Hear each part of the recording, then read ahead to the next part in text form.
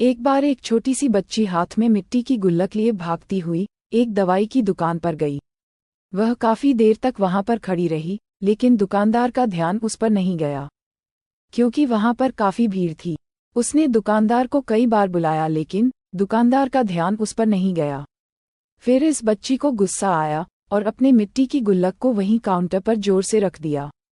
इसके बाद दुकानदार और वहां पर खड़े सभी लोग उस बच्ची की तरफ देखने लगे। दुकानदार ने उसे बच्ची से पूछा कि बेटे आपको क्या चाहिए, तो वह बड़े ही भोलेपन से बोली, मुझे एक चमत्कार चाहिए। ये सुनकर दुकानदार को कुछ समझ में नहीं आया और ना ही वहां पर खड़े लोगों को कुछ समझ में आया। सभी उसकी तरफ देखने लगे। फिर दुकानदार ने उससे कहा कि बेटे चमत्कार तो यहाँ पर नहीं मिलता है। तो बच्ची को लगा कि वह उसे झूठ बोल रहा है।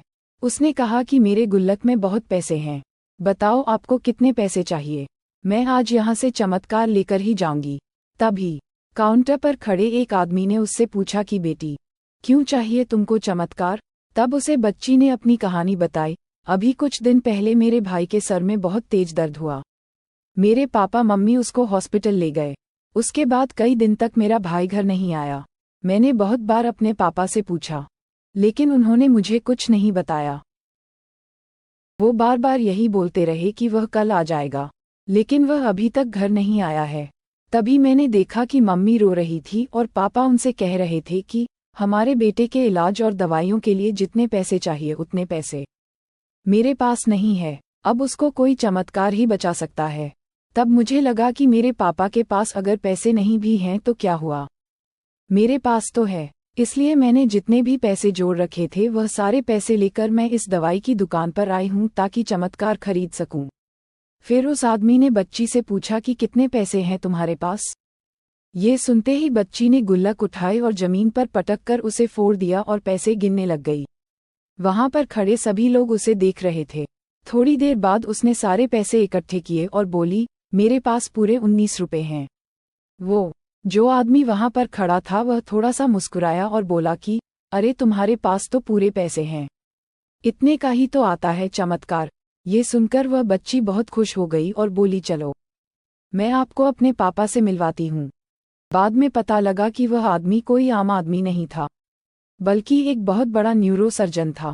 उसने सिर्फ 19 रुपए में उसके भाई की सर्जरी कर दी। उसका भाई कुछ दिन बाद ठीक हो करके घर वापस आ गया। फिर कुछ दिन बाद वह बच्ची, उसका भाई, उसके पापा और मम्मी चारों एक साथ बैठे हुए थे और बात कर रहे थे।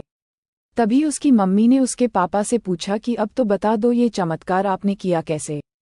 तब उन्होंने अपनी बेटी की तरफ देखकर कहा, चमत्कार मैंने नहीं, इसने किया है। यहाँ पर एक बहुत बड़ा सबक है जो हम उस छोटी सी बच्ची से सीख सकते हैं।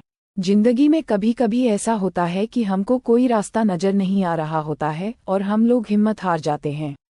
तब हमारे अंदर एक बच्चा होता है जो कोशिश करने से कभी पीछे नहीं हटता है। वह हार मानने को तैयार ही नहीं होता है, क्योंकि उसको ना शब्द समझ नहीं आता है। वह बच्चा जिसके लिए कुछ भी नामुमकिन नहीं है, कि क्योंकि वह हर हाल में कोशिश करता ही रहता है। इन कहानियों को पढ़कर आपके अंदर कुछ कर दिखाने की इच्छा बढ़ जाएगी और अपने जीवन में कुछ बड़ा कर दिखाएंगे। अगर आपको यह मोटिवेशनल स्टोरी पसंद आई है तो कृपया इसे अपने दोस्तों को भी शेयर करें।